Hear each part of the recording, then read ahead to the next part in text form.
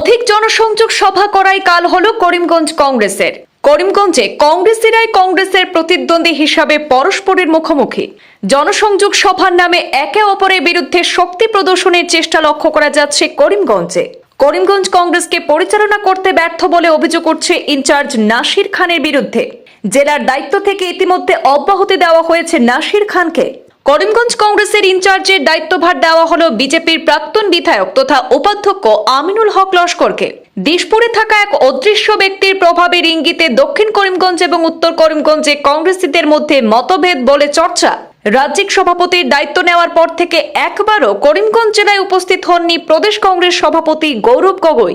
নির্বাচনের প্রাক মুহূর্তে অগুছানো কংগ্রেস সংগঠন নিয়ে তৃণমূল পর্যায়ে দেখা দিয়েছে তীব্র প্রতিক্রিয়া। সংগঠনের রাশ টানতে পুরোপুরি ব্যর্থ বলে সমালোচনা হচ্ছে জেলা সভাপতি তাপস পুরকায়স্থকে ঘিরে। দিশপুর থেকে কংগ্রেসের পরিস্থিতি প্রত্যক্ষ করছেন আইনজীবী হাফিজ রশিদ আহমদ চৌধুরী। অধিক জনসংযোগী কাল হচ্ছে কংগ্রেসের। করিমগঞ্জ জেলা কংগ্রেস অর্থাৎ শ্রীভূমি জেলা কংগ্রেসের প্রার্থী প্রত্যাশী যারা রয়েছেন উত্তর করিমগঞ্জ বা দক্ষিণ করিমগঞ্জে কংগ্রেসের যারা প্রার্থী প্রত্যাশী রয়েছেন, কিন্তু প্রতিজন প্রার্থী প্রত্যাশী কিন্তু একে অপরের প্রতিদ্বন্দ্বী। ইতিমধ্যে আমরা দেখেছি যে শ্রীভূমি জেলা অর্থাৎ করিমগঞ্জ জেলা কংগ্রেসের ইনচার্জ নাসির খানকে ইতিমধ্যে পরিবর্তন করে প্রাক্তন বিজেপি বিধায়ক তথা কংগ্রেসে জয়েন করেছেন এবং সোনাইমুড়িতে প্রাক্তন বিধায়ক আমিনুল হক লস্করকে শ্রীভূমি জেলার দায়িত্ব দেওয়া হয়েছে। কিন্তু শ্রীভূমি জেলার দায়িত্বভার গ্রহণ করে কিন্তু আমরা জেলা কংগ্রেস কার্যালয়ে এক গুরুত্বপূর্ণ সভা করতে দেখেছি আমরা করিমগঞ্জে, যিনি ইনচার্জ দেওয়া হচ্ছে আমিনুল হক লস্করকে। কিন্তু শ্রীভূমি জেলার যে দুটি আসনে কংগ্রেস শক্ত মজবুত অবস্থানে রয়েছে, উত্তর করিমগঞ্জ এবং দক্ষিণ করিমগঞ্জ, কিন্তু সেই দুইটা সমষ্টিতে কিন্তু তারা নিজেদের গড় গুছানোতে সম্পূর্ণরূপে ব্যর্থতার পরিচয় দিয়ে আসছে।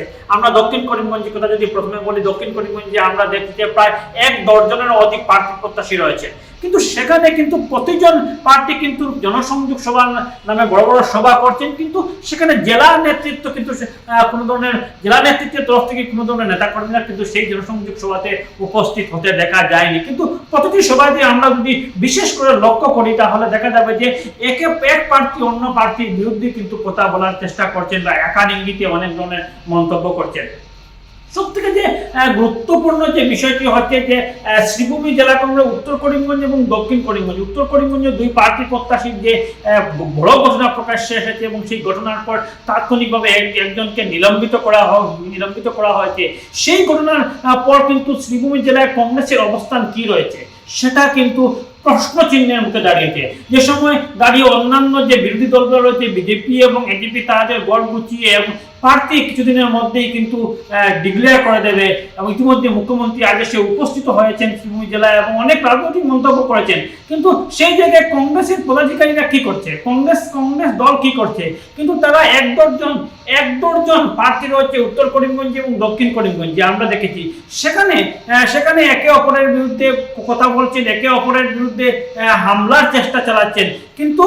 কিন্তু জেলা সভাপতি যিনি রয়েছেন সেই জেলা সভাপতির ভূমিকা কিন্তু সন্তোষজনক নয় বলে একাংশ কংগ্রেসীরাই কিন্তু দাবি করে আসছেন। কেননা আমি বিগত দিনের কথা যদি বলি, নাসির খান যখন শ্রীভূমি জেলার দায়িত্বভার গ্রহণ করে প্রথম করিমগঞ্জ এসেছেন, প্রতিটি সমষ্টিতে একটি সভা করার কথা ছিল, কিন্তু রহস্যজনকভাবে দক্ষিণ করিমগঞ্জ সমষ্টিতে 2টি সভা অনুষ্ঠিত হলো এবং দ্বিতীয় সভায় পাল্টা আক্রমণের ঘটনা সংঘটিত হলো। কিন্তু সব থেকে বড় প্রশ্ন, কংগ্রেসের প্রশ্ন হলো, যদি প্রতিটা সমষ্টিতে একটি সভা করার কথা বলা হলো তাহলে দক্ষিণ করিমগঞ্জে কার নির্দেশে দ্বিতীয় সভা নিলামবাজারে হয়েছিল সেটা কিন্তু সব থেকে বড় প্রশ্ন কিন্তু ইতিমধ্যেই দেখা দিয়েছে।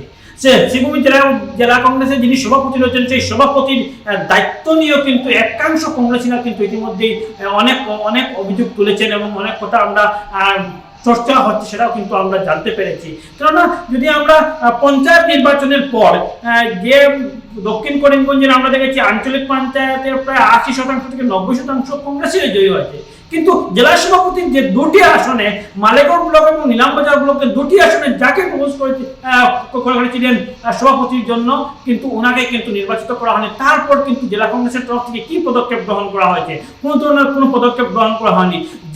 জেলা কংগ্রেসের সভাপতির যে কাগজ যেটা অর্ডার কপি দিয়েছিল সেটাও কিন্তু এক ধরনের কচুপাতায় পরিণত হয়েছে।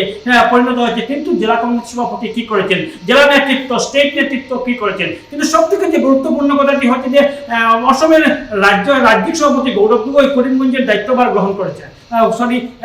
জেলার রাজ্যের দায়িত্বভার গ্রহণ করার পর কিন্তু এখন পর্যন্ত কিন্তু শ্রীভূমি জেলায় এসে উপস্থিত হননি। কিন্তু এ নিয়েও কিন্তু জোর চর্চা শুরু হয়েছে, যেহেতু উত্তর করিমগঞ্জ এবং দক্ষিণ করিমগঞ্জ সংখ্যালঘু অধ্যুষিত করিমগঞ্জ, সেখানে কিন্তু কংগ্রেসের জয়ী হওয়ার সম্ভাবনা রয়েছে। উত্তর করিমগঞ্জ সংখ্যালঘু ভোট কিছু বেশি রয়েছে, সেখানেও কিন্তু জয়ী হওয়ার সম্ভাবনা রয়েছে। কিন্তু কংগ্রেসের প্রতিদ্বন্দ্বিতার কারণে এই দুটি আসন কিন্তু কংগ্রেসের হাতছাড়া হওয়ার সম্ভাবনা রয়েছে। কেননা উত্তর করিমগঞ্জে ইতিমধ্যেই কিন্তু এজিপি দলের তরফ থেকে কিন্তু জোর প্রচার অভিযান শুরু করে দিয়েছে।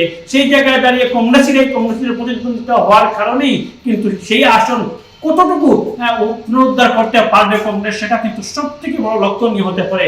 অনেকাংশে দাবি করছেন যে শ্রীভূমি জেলা লোকসভা করিমগঞ্জের আসন, যে লোকসভা নির্বাচনে করিমগঞ্জের আসন যেভাবে কিন্তু হারিয়েছিল কংগ্রেস, সেইভাবে কিন্তু কংগ্রেসকে এই দুটি আসন কিংবা আবারও কিন্তু হারানোর সম্ভাবনা আছে, যদি দলীয় অনুশাসন যদি মজবুত না হয় এবং একটা প্রার্থী অন্য প্রার্থীর বিরুদ্ধে যে প্রতিদ্বন্দ্বিতা মাঠে নেমেছেন সেটা যদি বন্ধ না হয়।